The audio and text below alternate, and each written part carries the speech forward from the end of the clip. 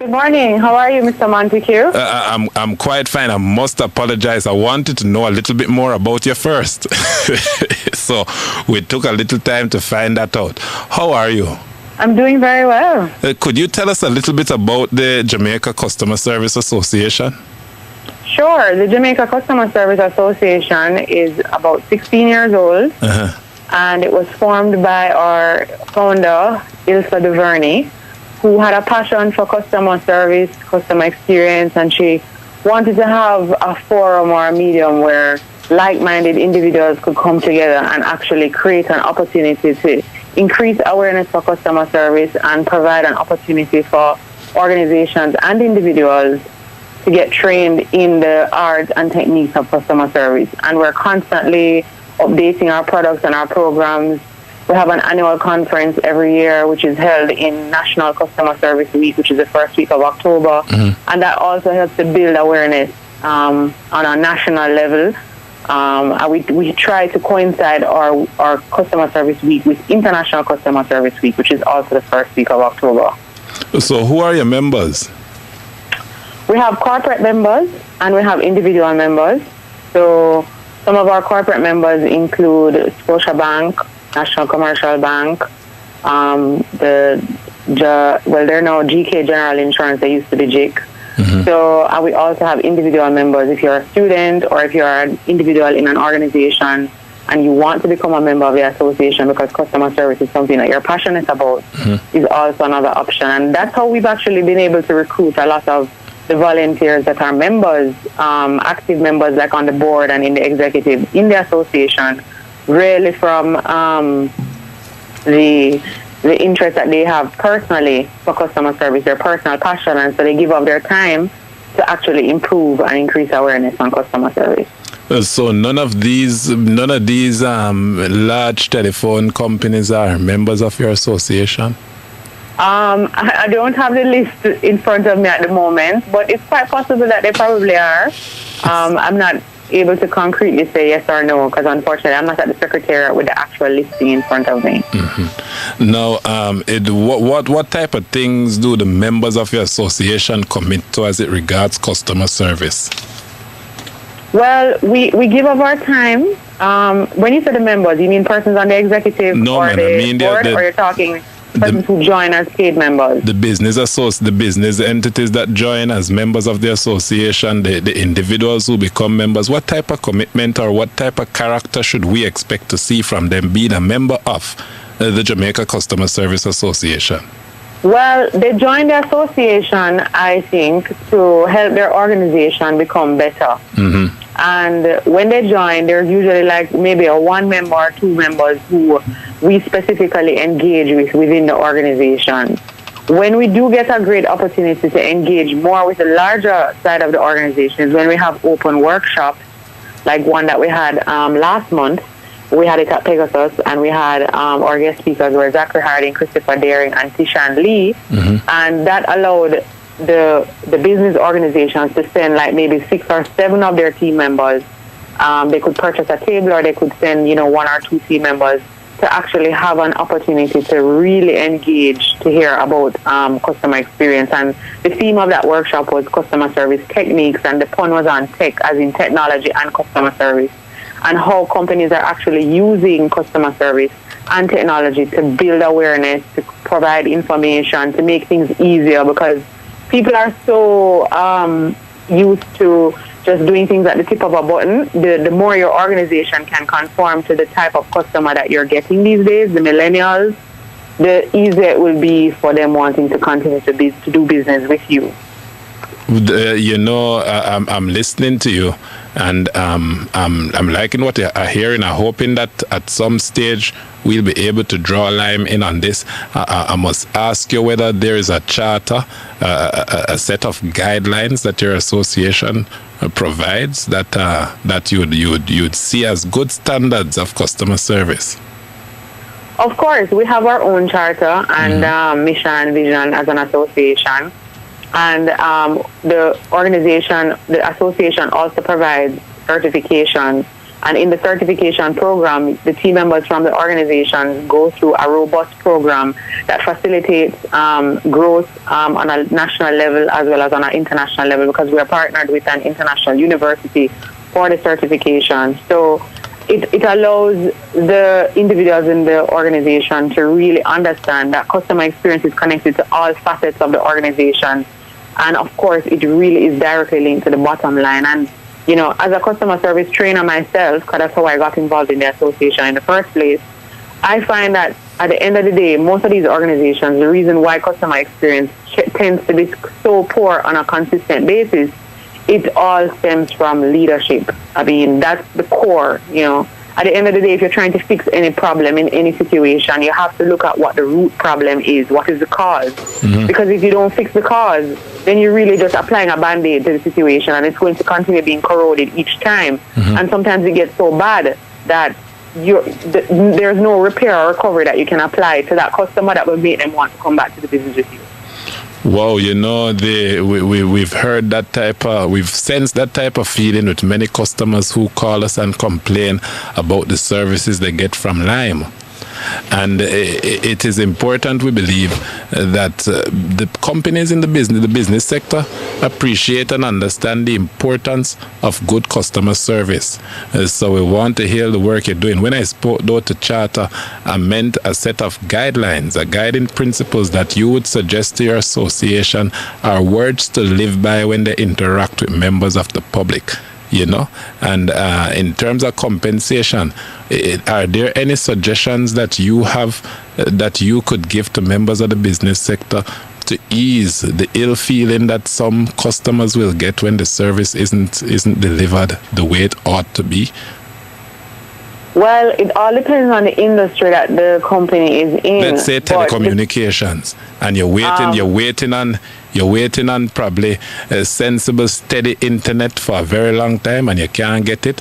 How can a company like that reach out to its customer base after ruining the relationship?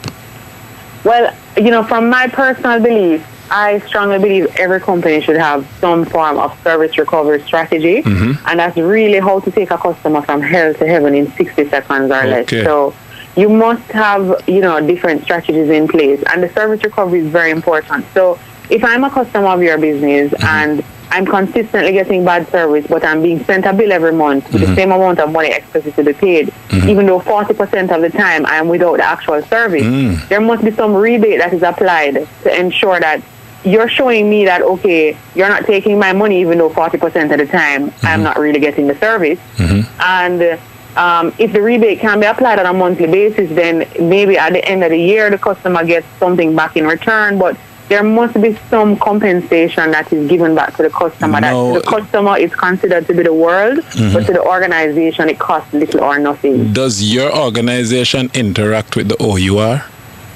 Yes, we do. How? Well, we work with some of the government agencies in tandem in terms of trying to find collaborative ways to ease the customer's pain, and more so to provide knowledge in terms of what your rights are as a customer and the things that you should demand. One of the things I found in Jamaica specifically is that as customers, we don't want to document our experiences and actually take it through the formal channel of complaining. Complaining is a very good thing, you know. A lot of times we have a bad experience, we walk out, we complain to our spouses, our family, our friends, but we don't actually write a letter, whether by email or, you know, a physical documented letter, and submit it to the right channels, because sometimes the companies, they don't receive this information. And yes, you may call into a talk show, but if I'm working at an organization, I don't actually have that information documented in front of me to actually work on the situation, have the customer's account number, look at the history of the challenges that they've been having. I'm really not given the opportunity to fix it. So whereas I think the companies fall short, I do think that the customer, we need to empower the customers to let them know that, listen, you have the power to actually complain and make things better. In terms of customer service, there's an organization that we believe ought to be policing how customer service is delivered to the customer. And that organization is the Consumer Affairs Commission. Would you agree? Yes, I would agree. Do you interact with them, or do you find them useful? Yes, it's funny you mentioned them, because about 2 weeks ago, I did some volunteer work where they're restructuring I think it's the Consumer Affairs Act. Let me bring up the documentation. I beg you hold the line. Misquoting what I'm saying to you. I beg you hold the line. To tell us what's in that document when we come back from the 10:30 break. No problem. Listeners, stay with us. We're having word with Yanique Grant. She's the president of the Jamaica Customer Service Association. It is Straight Up, and I'm your host, Orrett Montague.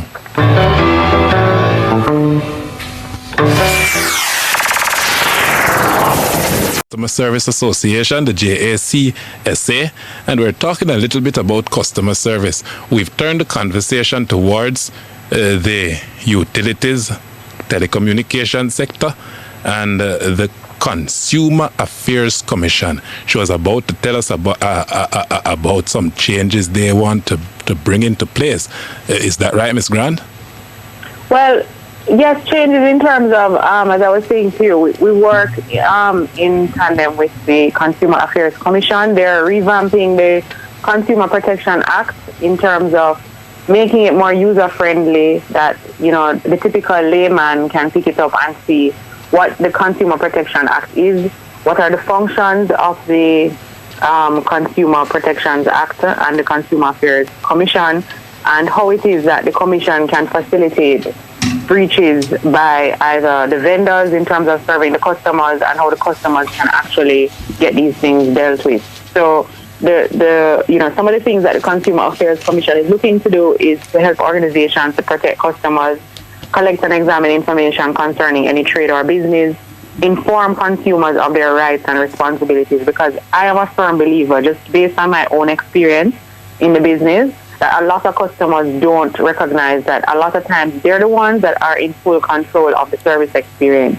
Mm-hmm. And that's why I cannot implore enough that when you have a bad experience, please don't just speak, casually or verbally about it, but document it and submit your feedback to the organization in a formal way. In terms of customer service and statute, do you see any evidence of Jamaicans increasing the number of times they go before the courts with complaints? Unfortunately, I'm not really in a position to give feedback on that. I personally don't have much knowledge of that. But I do think that the more knowledgeable the society is and the citizens are of what their rights are, if there are a high or medium, number of cases that are presented, it will be greatly reduced based on the fact that the vendors now know what their responsibilities are, and the consumer knows what their responsibilities are and what they're entitled to. Mm. So at least the relationship can be, symbiotic in terms of what you're getting and what you're receiving. What type of activities do you have planned in the season, in the summer? What type of activities your association have planned? Well, we have the certification that is an ongoing process.